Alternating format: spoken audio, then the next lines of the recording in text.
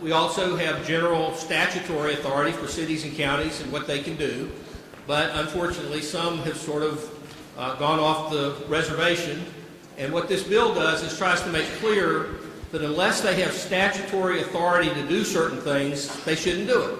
But I'm wondering, wasn't this originally just a bill on the practice of counseling, and how did the local preemption part get into this? This is new matter, Representative Bluss. You're correct. That's why I took time to explain it in more detail, the last 4 sections. Follow up, Mr. Speaker? Would the gentleman from Wake yield to the gentleman from Guilford? Why, He yields.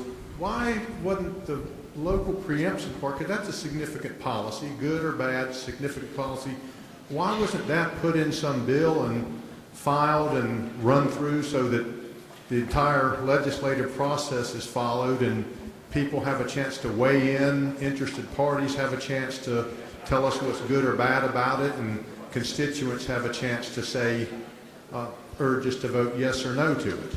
The Senate insisted on this procedure for this bill. Representative Stam, does that conclude your remarks? That concludes my remarks, and I'd be glad to answer any other questions.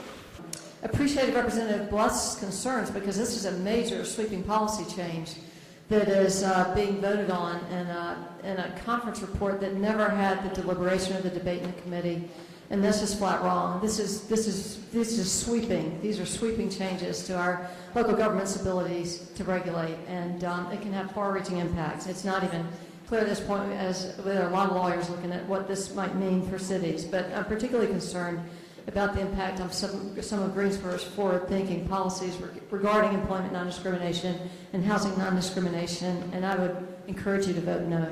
Last week, when it was announced we were getting out of town, when the speaker said we were getting out of town tomorrow, several lobbyists were like, I know you're excited.